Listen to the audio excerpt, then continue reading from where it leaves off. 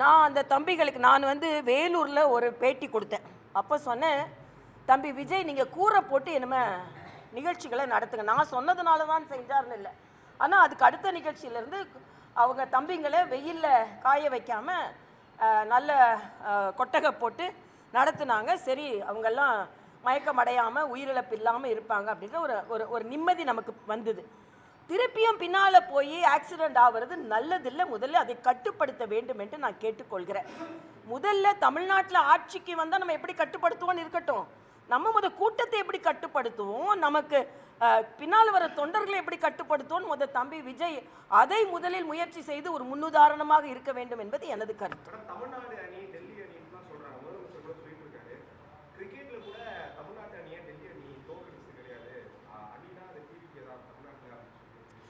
விளையாட்டா சொல்றாருப்பா, விளையாட்டை வச்சு விளையாட்டா சொல்றாரு, அவ்வளவுதான். அது கரெக்டு. அதாவது என்ன சொன்னாருன்னா, எங்கிட்ட இருக்கிறது இமோஷன் அப்படின்னு. அவர் எலெக்ஷன் இல்லை இமோஷன்னு சொன்னார்.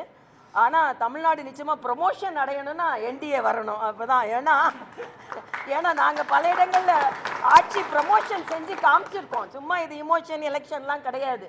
அதனால் ஏன்னா மரியாதைக்குரிய பாரத பிரதமர் 18 மாநிலங்களில் நாங்கள் ப்ரமோஷனை காமிச்சிருக்கோம், மத்தியிலையும் ப்ரமோஷனை காமித்து கொண்டு இருக்கோம். ஆக தமிழ்நாடு ப்ரமோஷன் ஆகணும்னா என்டிஏ ஆட்சிக்கு வரணும். இந்த இமோஷன் கமோஷன் எலெக்ஷன் அதெல்லாம் இப்போ பேச்சுக்கு ஆகாது. அதனால் எனக்கு ஆக்கப்பூர்வமாக பேசுவோம். தம்பி விஜய் நல்லாவே பேசினார், காலைல பார்த்தேன். ஆனால் சில கேள்விகள் நியாயமாக கேட்கப்பட்டது. ஏன்னா மாநில அரசால் செய்ய முடியாது என்று தெரிந்தும் நீட் விலக்கு என்று சொன்னீர்களே, நியாயமான கேள்வி.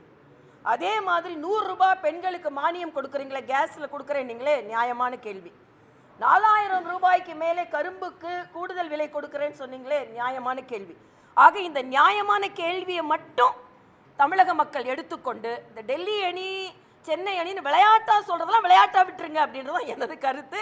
அதனால் நிச்சயமாக திராவிட முன்னேற்ற கழகம் தோற்கடிக்கப்பட வேண்டிய ஒரு கட்சி. என்ன வாங்க வாங்க வாங்கன்னு யாராவது அறிவாளி நிழலில் போய் நின்னா கூட்டணிக்கு வந்திருக்கீங்களா, வாங்க வாங்க வாங்கன்னு கூப்பிட்டு சேர்க்கிற நிலைமையில் இன்னைக்கு திமுக இருக்கிறது. பதற்றத்தோடு இருக்கிறார்கள். அதனால் முதலமைச்சர் சொல்கிறார், நான் கடுமையாக உழைத்து கொண்டு இருக்கிறேன். நான் திட்டமிட்டதற்கு மேல் உழைச்சி உங்கள் பையன்கிட்ட கொடுக்க போகிறீங்க ஆட்சியை, அதுக்கு தானே உழைத்து கொண்டு இருக்கிறீர்கள். ஆனால் அது நடக்காது என்பதான் நாங்கள்லாம் சொல்லி கொண்டிருப்பது.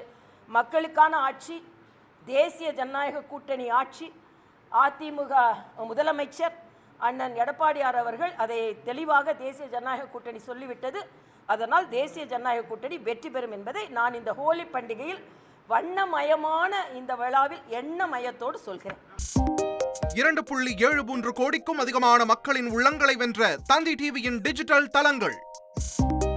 1.26 கோடி யூடியூப் சப்ஸ்கிரைபர்ஸ், 47 லட்சம் ஃபேஸ்புக் ஃபாலோவர்ஸ், 26 லட்சம் இன்ஸ்டாகிராம் ஃபாலோவர்ஸ், 23 லட்சம் எக்ஸ் ஃபாலோவர்ஸ், 11 லட்சம் தந்தி ஆப் டவுன்லோட்ஸ், 30 லட்சம் வெப்சைட் மந்த்லி ஆக்டிவ் யூசர்ஸ், 14 லட்சம் வாட்ஸ்அப் ஃபாலோவர்ஸ்.